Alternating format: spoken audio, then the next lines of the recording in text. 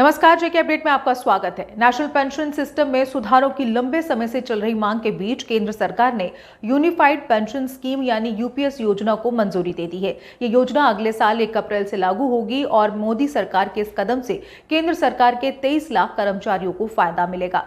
प्रधानमंत्री मोदी ने पेंशन से जुड़े मामलों पर डॉक्टर सोमनाथन, जो उस वक्त फाइनेंस सेक्रेटरी थे, के नेतृत्व में एक कमेटी बनाई थी। देश भर के लेबर संगठनों से बातचीत करने और दुनिया के और देशों में मौजूद सिस्टम को समझने के बाद कमेटी ने यूनिफाइड पेंशन स्कीम की सिफारिश की, जिसे सरकार ने मंजूर कर लिया है। दरअसल सरकारी कर्मचारी नेशनल पेंशन सिस्टम यानी एनपीएस में कम फंड और रिटर्न मिलने से नाराज थे।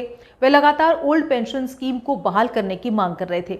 उनकी नाराजगी को दूर करने के लिए सरकार ने यूपीएस का ऐलान किया है। आपको बता दें कि बीते कुछ सालों से सरकारी कर्मचारी ओल्ड पेंशन स्कीम की बहाली की मांग करते रहे हैं और कुछ राज्यों में हुए विधानसभा चुनावों में विपक्षी दलों ने इसे मुद्दा भी बनाया था। यूनिफाइड पेंशन स्कीम क्या है? इस स्कीम के तहत कम से कम 50% पेंशन की गारंटी होगी। 10 साल से अधिक सेवा पर 10,000 रुपए की निश्चित पेंशन। रिटायर्ड कर्मचारी की मौत पर परिजन को 60% पेंशन मिलेगी। कर्मचारी और फैमिली पेंशन को महंगाई के साथ जोड़ा जाएगा। ग्रेच्युटी के अलावा नौकरी छोड़ने पर एकमुश्त रकम दी जाएगी।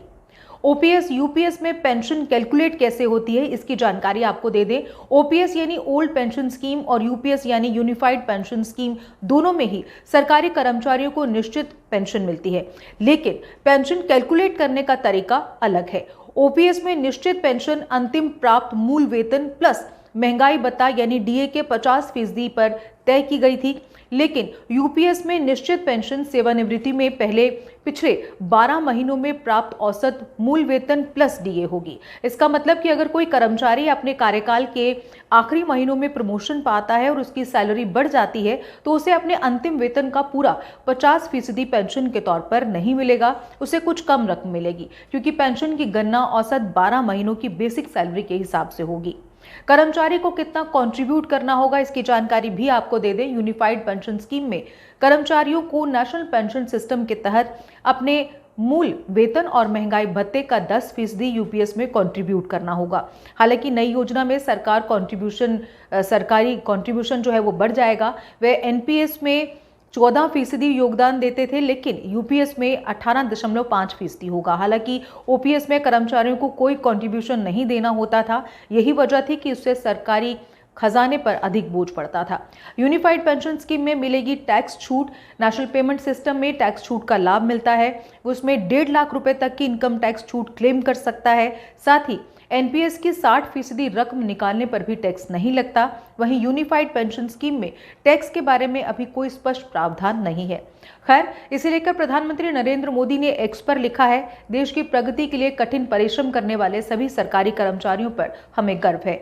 यूनिफाइड पेंशन स्कीम इन कर्मचारियों की गरिमा और आर्थिक सुरक्षा को सुनिश्चित करने वाली है। ये कदम उनके कल्याण और सुरक्षित भविष्य के लिए हमारी सरकार की प्रतिबद्धता को दर्शाता है। खैर, ऐसी ताज़ा खबरों के लिए जुड़े रहिए जेके अपडेट के साथ। मुझे दीजिए इजाजत। नमस्कार।